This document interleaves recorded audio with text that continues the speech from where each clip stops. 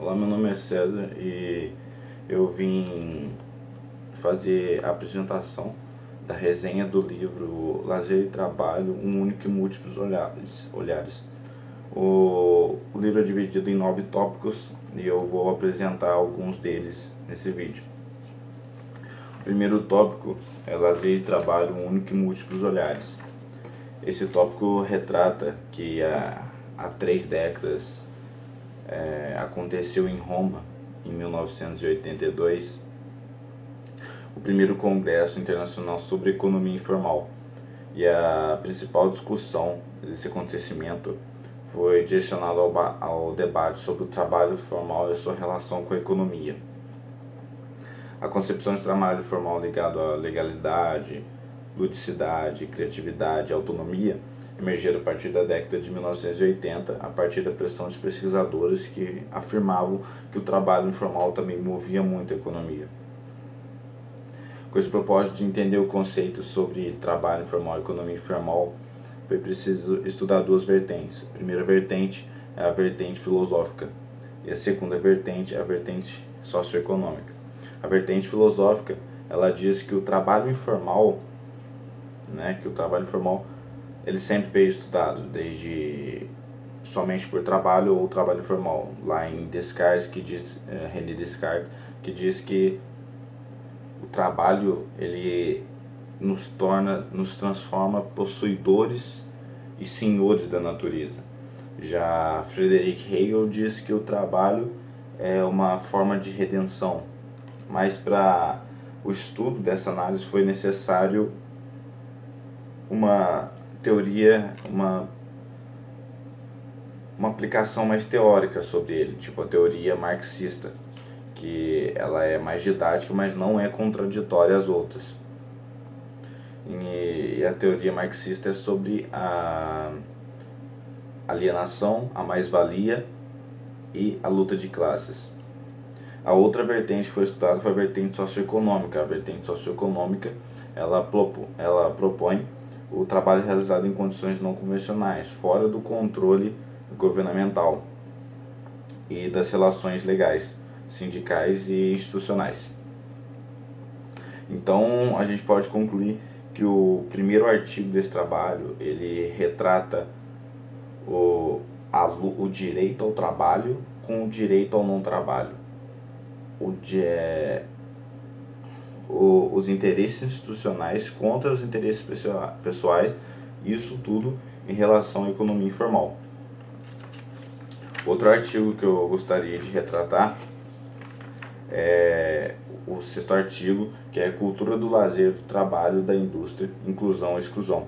Esse artigo ele pretende levantar um questionamento sobre o lazer do trabalhador na indústria, já que essa questão vem se agravando, já que o trabalhador ele vem sofrendo de acordo com o agravamento do quadro econômico decrescente do Brasil. E isso aumenta a busca por um trabalho informal, já que a outra questão desse artigo é o trabalho está sumindo. Mas o trabalho ele não está sumindo, ele está mudando de posição. Ele está deixando a mão de obra manual de lado e buscando a mão de obra tecnológica, já que isso gera mais benefícios para o contratante, que está diretamente relacionado ao primeiro artigo que eu disse sobre a mais-valia, que falava sobre a mais-valia seria isso daqui, resumidamente. Você trabalha 8 horas e dessas 8 horas, 3 horas já são necessárias para pagar o contratante, o contratado e suprir a necessidade da indústria. Entretanto, essas outras 5 horas são usadas somente para benefício do contratante.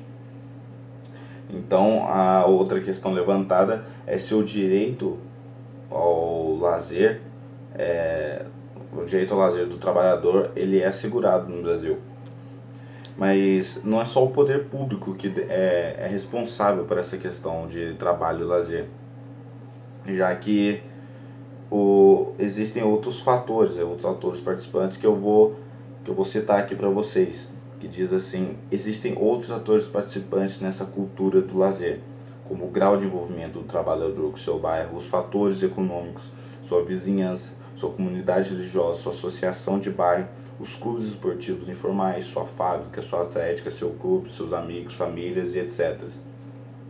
Então, o final desse artigo ele levanta uma questão. Deste modo, como conclusão, a questão: será que o lazer do trabalhador ele será resguardado? Esse é o que eu concluí deste sexto artigo. Agora, um outro artigo que eu gostaria de ressaltar é o último artigo do livro da Valquíria Padilha, que se o trabalho é doença, o lazer é remédio.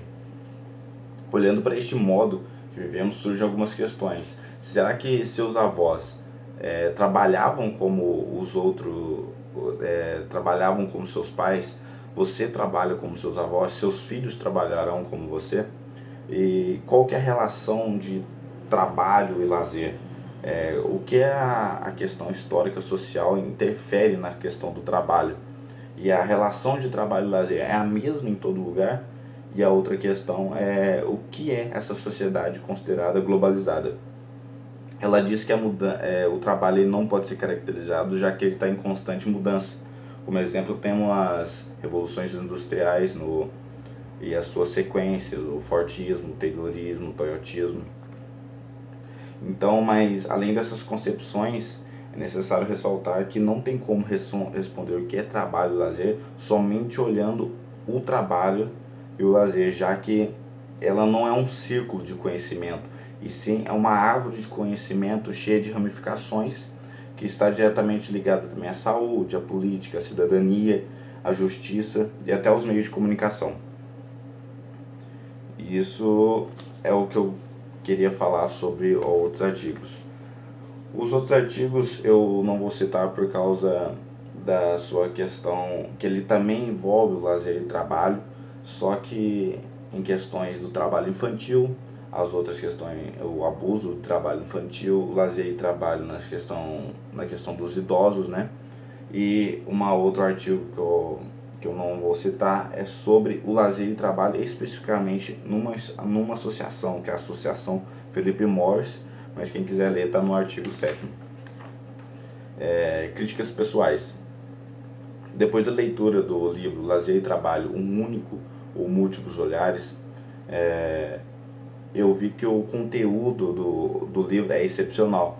Entretanto, a sua questão de ficar repetindo toda a questão de lazer e trabalho em várias opiniões tornou sua didática cansativa de ser lida.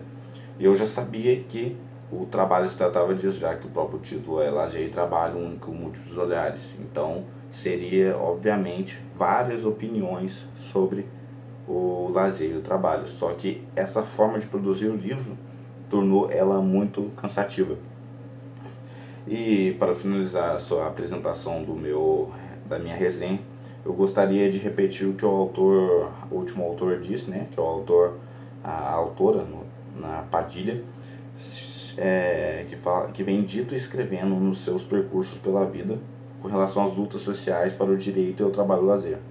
Ela diz assim: para não perder a esperança de vista, lembro-me de Gramsci, que dizia que é preciso ser pessimista na análise, mas otimista na ação. E isso faz uma alusão direta à luta de classes, que foi também citada no primeiro artigo, que eles não deixavam de lutar pelo seu trabalho para conseguir seu direito, tanto que abaixaram as cargas horárias para 14, 12, 10 e agora, como consequência, está 8 horas por dia.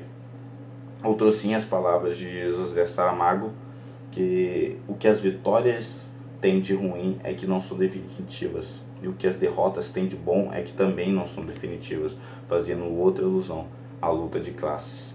Então é isso que eu gostaria de apresentar da minha resenha sobre o livro Lazer e Trabalho, um único, múltiplos olhares. Obrigado.